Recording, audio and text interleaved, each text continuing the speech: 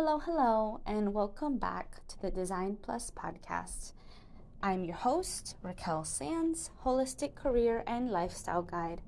And today I'd like to take us back to the beginning, to when, where, how, why I started creating Career Coach as a business, how all of that came about, who were the people, the friends, the experiences, all of that really started to shape this path that I've created and that I'm walking down. So let's get into it. So I think the first thing to really start with is kind of alluding to an episode that I talked all about my career journey, job hopping, what I lovingly and what I like to call being a professional job hopper, finding the opportunities, the exits, the pivots throughout my career, because I realized quite rapidly, like right after college, after one or two jobs, that the field I had majored in, the field I was going to dedicate my career to, was not the one for me, which was technical writing. And then soon after that, figuring out that I would have to make changes to my lifestyle, to my career, my certifications, in order to get into the career that I did want to get into, which was more creative. I think now it's just marketing, but for me, it was so much more than that, because there are so many different levels to communications. There's internal, which is just focused within the company to the employees. There's external communications, which is largely what we see in ads and public relations, what the audience and people around the globe can see. There's specific niches within that. There's design and the writing and editing, and there's so many different parts. So I wanted to get into all of those worlds, but didn't know how and how to start with who to network and all of those things. And that's kind of the second, I guess, level or chapter. And then throughout all of that exploration and asking questions and changing jobs, and throughout all of that trial and error, making career or professional connections, making friendships, acquaintanceships with people who were my age, who were of other cultures, who came from different backgrounds and had other career aspirations, and getting the opportunity to help them with as little as doing their resume, editing their resume, giving them interview tips and tricks, and doing LinkedIn profile edits, to things as large as, well, for me at the time, as large as helping people figure out whether they could do a move and financial support. Adding in some spirituality, some like tools with the oracle and tarot decks and astrology. So all of these things, from my own experience of changing jobs to changing industries and learning as I go, to helping other people do all those things. I've done all of that for 10 years, but I haven't felt that it was right for me to say I've been a career coach for 10 years. Maybe for myself, definitely. But it's this kind of weird, interesting, what do we call this? When we're not, there's this expression, or there's this idea that a writer isn't a writer unless they're published, unless they are earning money, or if they're popular, even well recognized and are best-selling authors. So that's kind of the feeling that I get with being called a career coach. I haven't wanted to call myself that because it wasn't a legal formalized business, and I didn't have formalized offers, and I wasn't making even part-time income with all of the support that I was doing. But regardless, I have been in the career coaching world, let's say, for 10 plus years, using myself as the number one and constant guinea pig through all the things that I tell other people to do. I do them myself. I'm a firm believer in practicing what is preached. If I say something, I should have done it myself before I go ahead and recommend it to someone else or not recommend it to someone else. That's not to say that if I recommend something or I make suggestions or if something has worked for me, it may or may not work for someone else. But I really am a firm proponent of having the experience, having that that embodiment, that energy, having someone do something first, experienced it before just making a blanket statement or just even reading about it. Because a lot of people can say things online or recommend things without having done the work, without actually having gone through all the loopholes and all of the maybe obstacles. So that's just something about me and my philosophy, and you'll know that if you've worked with me before. I just really like to be able to practice what I preach and not make just random recommendations or just trusting Google, for instance, because Google really spits out things that are the most searchable. You know, there's a whole strategy now on SEO, search engine optimization. So really wanting to get people's eyes on things, not necessarily because that information or data is the most well researched or it's the most reputable. It's just maybe the most popular or has the biggest brand. So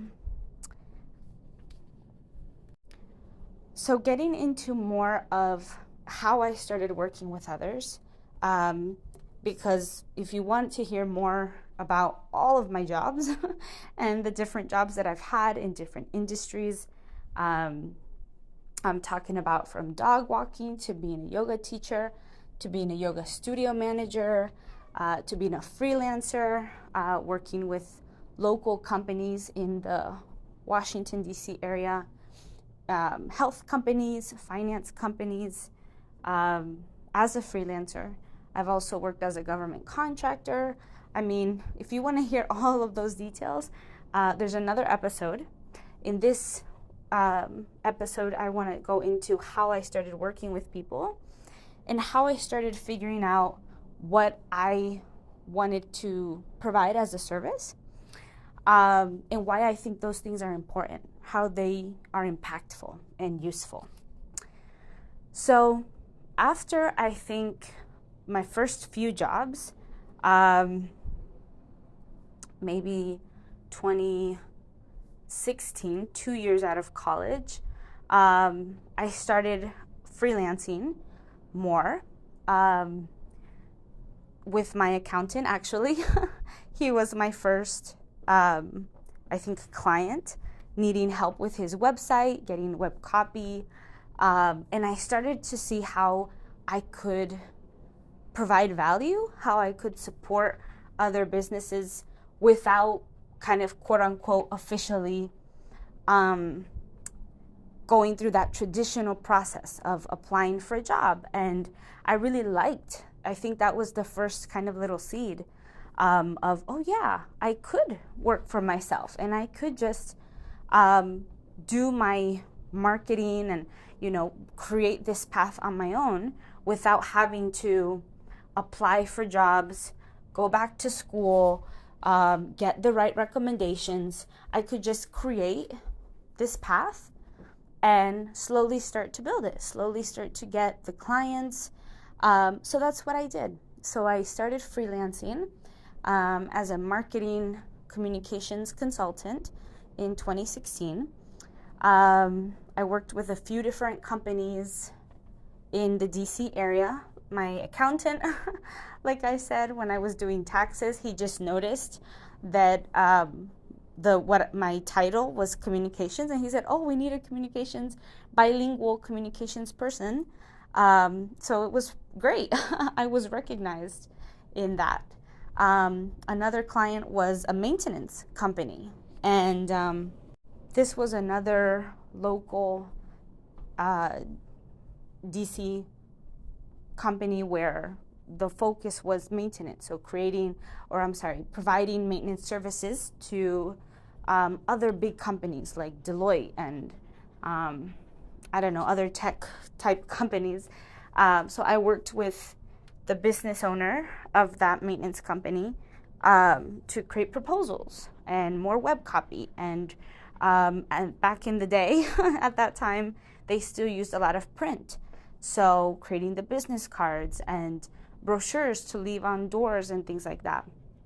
So that was kind of my first, I would say, experience building kind of a business, creating a side gig, and just getting more exposure of what it felt like to work for myself, set my own hours, my price.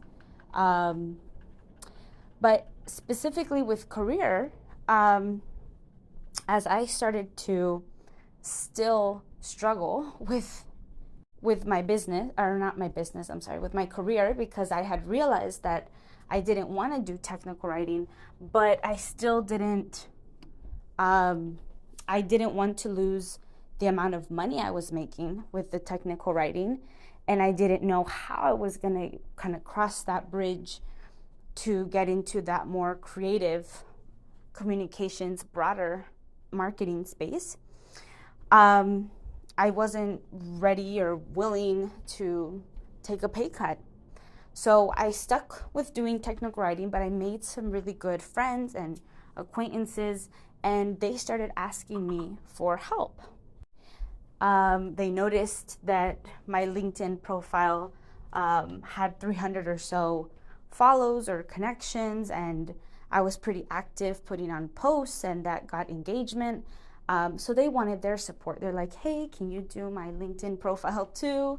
And so I started just supporting other people's LinkedIn profiles and resumes when asked if a friend or colleague, they had the trust, the confidence in me, which was so beautiful. I felt so honored that they would trust in me their kind of career journey, that external facing resource that not could make or break, but could really show and highlight, all of the awesome things that they did or they've done in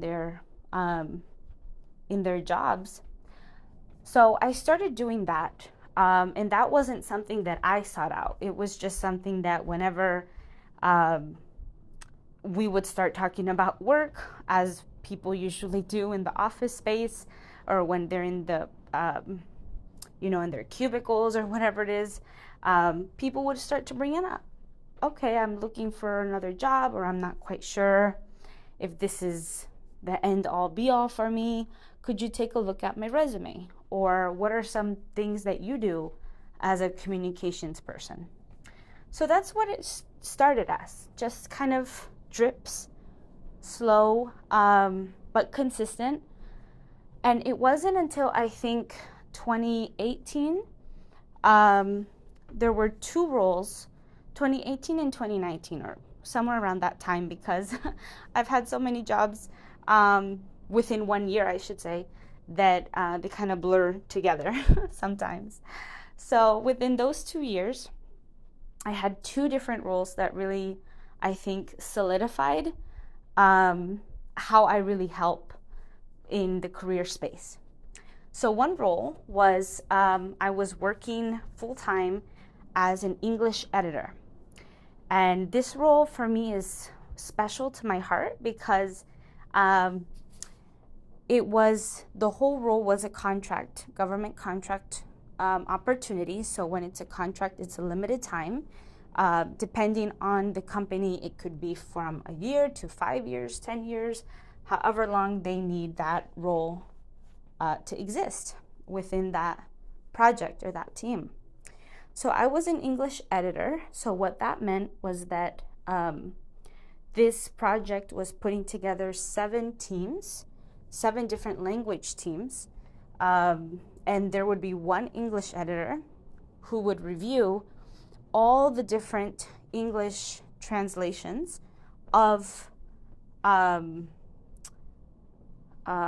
do I explain?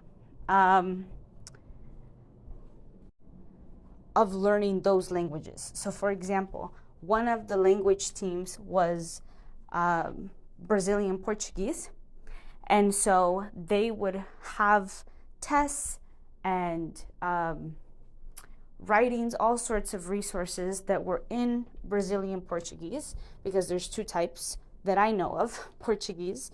There's Portuguese from Portugal and Brazilian Portuguese. And so all these different written materials in Brazilian Portuguese, and then those materials would be translated into English. And I, or the English editor, the role they were looking for, which I ended up filling, would review all of the English translations to make sure that it met grammatical, syntax, it made sense, basically. And that it wasn't in British English or Australian English, but in United States American English. The reason that this project existed and it brought together these 7 different language teams was because the company, the purpose of the company was to provide instruction and support for those people who worked for the government or worked for the private sector and needed language support. So they would go to, let's say a diplomat would need to learn Urdu or Pashto, I think either Afghanistan or Pakistan language. And so they would need to go through these courses. They would need to learn in an expedited, quick amount of time. And so all of these different materials would help them with that course. I mean, of course, with an instructor and all of that, but we were creating the courses and the materials for that.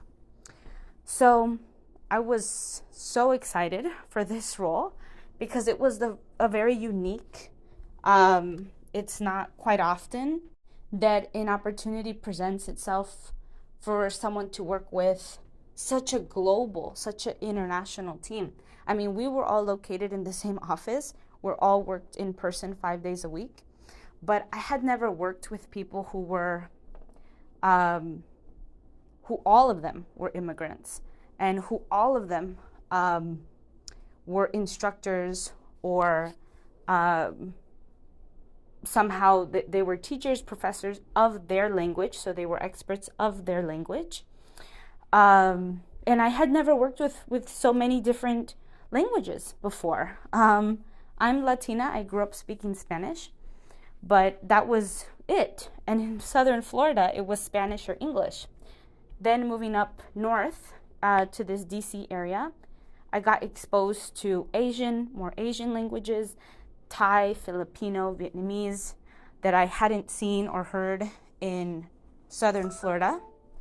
But I had not been exposed to Middle Eastern languages or even Brazilian Portuguese.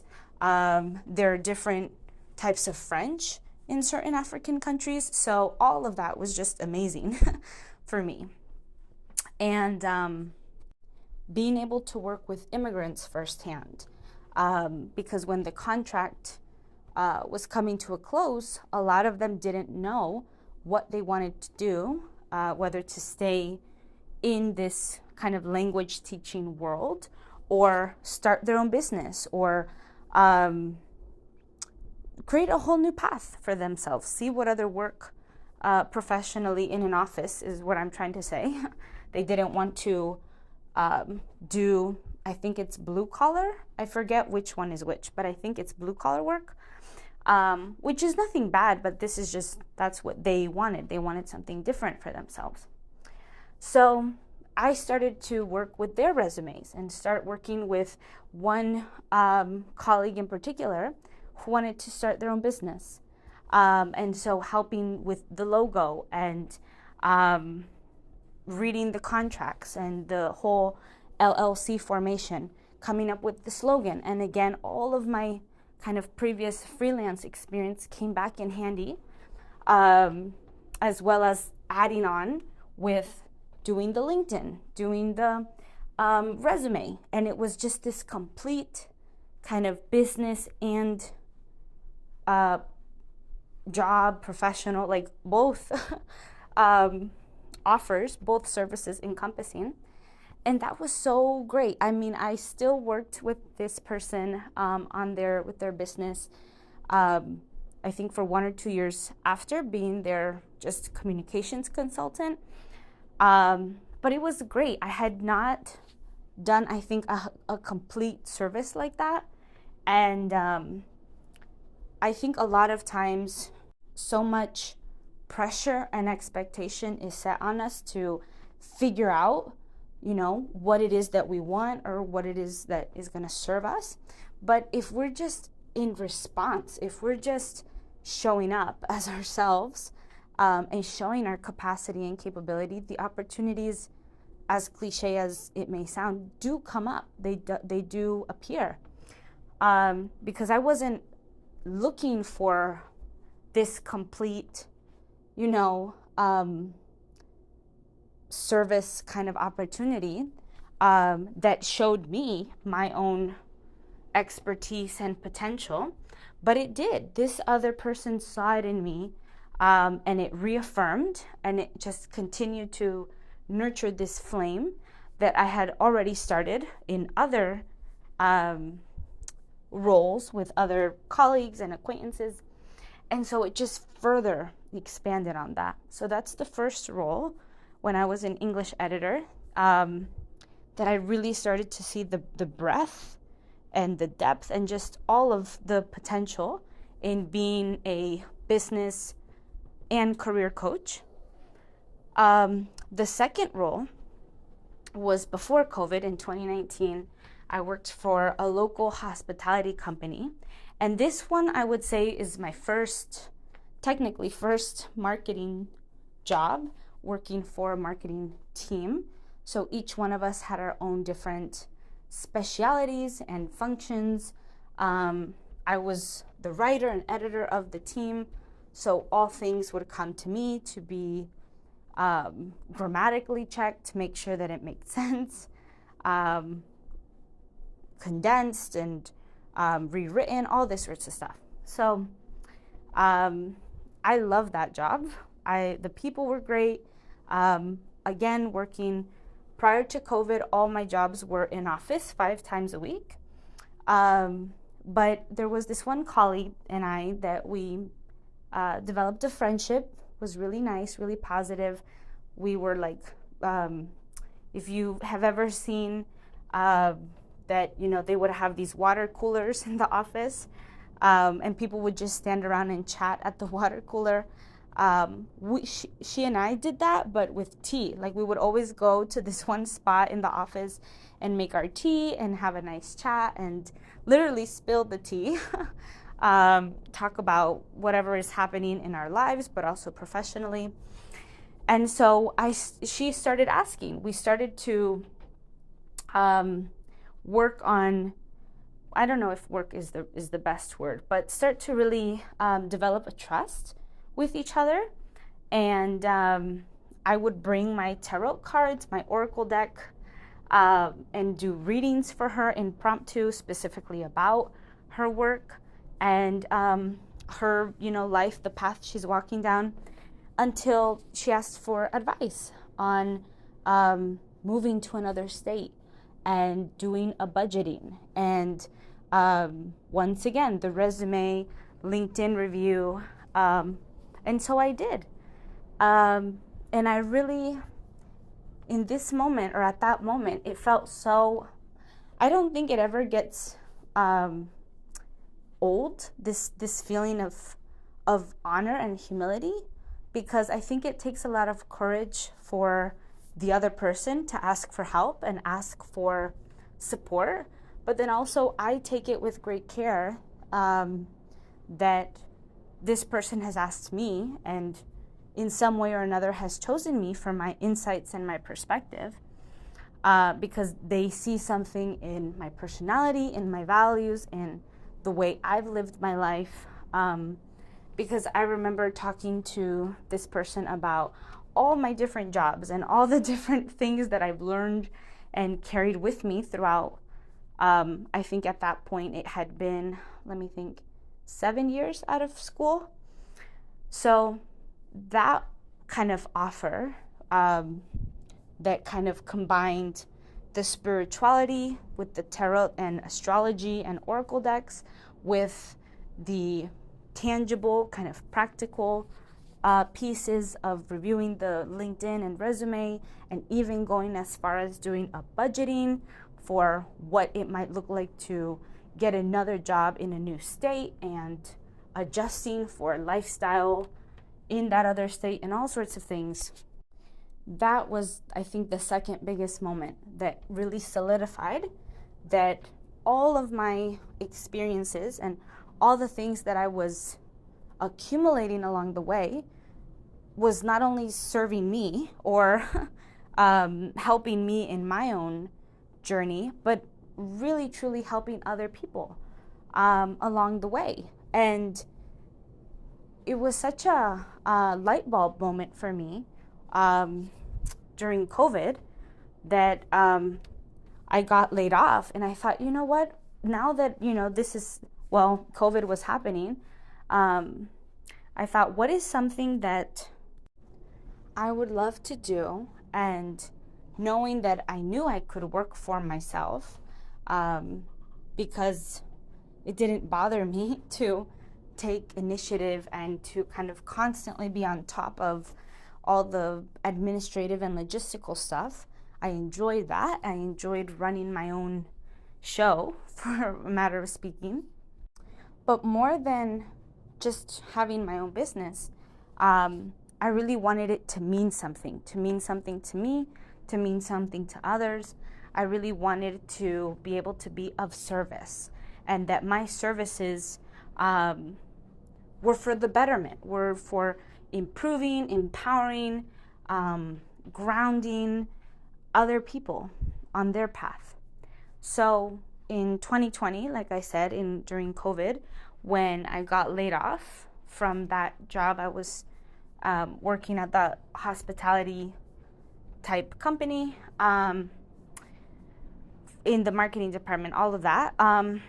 I decided to start formalizing my business, and not necessarily the freelancing piece, but really creating a service, creating different offers, and working as a coach. So I went on this whole path of business learning. I took 2 years to figure out how to run a business, more marketing training, but specifically now for business, and how my bandwidth and like the way I work, all of that. It took time to really figure out. And so now I can say that for the past year and a half, I've been officially, formally, a career coach. And I love it. I love being able to share my insights, be vulnerable, practice that vulnerability, show that vulnerability with you all, and share all of the pitfalls, quote unquote, mistakes or setbacks, obstacles that have actually pushed me into the direction that was meant for me, that really is the path that I think shows my attributes, my qualities, my potential, and all of that good stuff. But then also is useful and is empowering. And I'm not just selling, random, I don't know, Um, I think on YouTube or on Instagram, there's a lot of ads for, I don't know, random things like I one time saw this mouse that another career coach was selling, that if you buy this mouse, the mouse is just going to move. That's all the function, that's all it's supposed to do, is just move a little bit, so that if you have a remote job or if you're in the office and you just need to look like you're working, whether you're the program that you use is green, like the light is green to show that you're online, that's why the mouse just moves, so that it just appears that you're working. That for me has never resonated, selling things like that. I really wanted my my services and my business to be meaningful, to be true to myself, to my experiences, and to other people who don't want, I don't know, a $5 mouse. Not to say that that might not be useful, I guess, but in the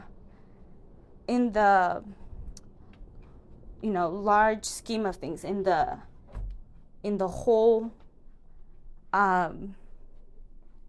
looking at the whole scope of our life, all the different things that we're looking at, our career, our relationships, our health, I wanted what I offer, what I create, to be useful and to be, like I said, empowering, uplifting, because there's so much that I think there could be shortcuts, or there can be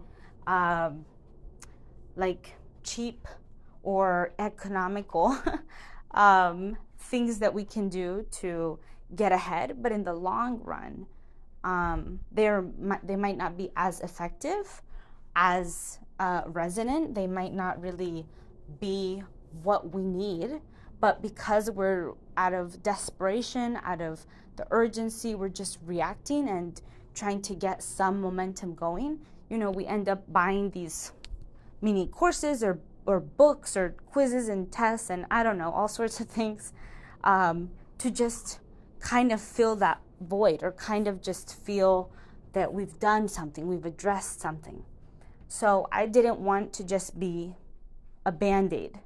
I really wanted to create the medicine, the cure, the effective, a long, multi-effective approach to careers in this ever-changing landscape of the job market, of careers, that does not match with, the landscape that our parents, that our grandparents, that our uncles and aunts and other family members walked into, especially if our families are immigrants, or if we ourselves are immigrants, or we're first generation. There's so much more nuance to it, and I really wanted to be that bridge, fill that gap, to continue, as I said, to be of service, and share, support, uplift, and all of that good stuff. So unofficially, I've been in the career guiding, coaching world since I started. I myself, like I said, I was my first guinea pig and client and student and all of that.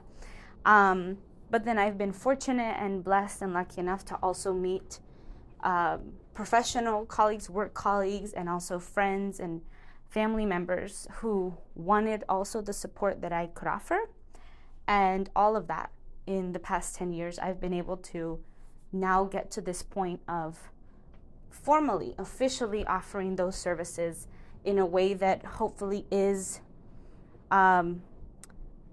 budget friendly, supporting you all in your economical state, wherever you might be with that, but then also supporting my work and helping it grow. And then also supporting you all mentally, physically, emotionally, spiritually, that the tools and the principles and all of that I talk about are useful and impactful for your personal life and your professional life. which that's why I always say career and lifestyle, because I think they work together. They're actually it's one unit. It's not two separate things. And here we are now.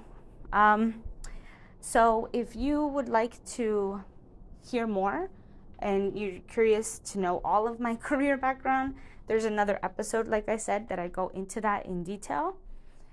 I also have a YouTube channel where I expand a lot on these ideas. One of the most popular ideas so far, or episodes I should say, has been about the yoga philosophies and using those as guidelines to support our career journeys.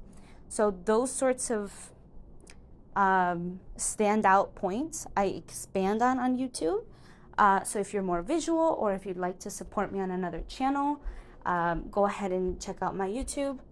And of course, if you would like my one-on-one support, direct support from me, you can go ahead and check out my website at miriamraquelsands.com.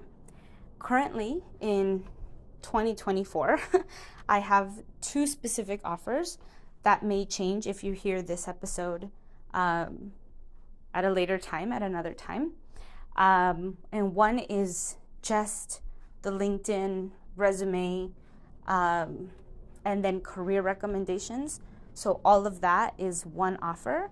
The second offer is all of that plus 4 sessions with me, a fake, quote unquote, fake interview where I am the recruiter, interviewer, and we go through to make sure that you are set up for success, and we go through a coaching kind of interview experience, and then also interview prep. So all of the best practices and recommendations for the different types of interview you might face, experience once you apply for a job and you're on the job market. So those are my 2 current offers. And if you're not ready for that, or it's not the time, I also have a Google document where if you'd like some just immediate career support, you just have a few questions, you can leave your questions anonymously. It's a private document that I manage, and I aim to respond within 24 to 48 hours. So I hope all those different resources and ways to work with me are helpful.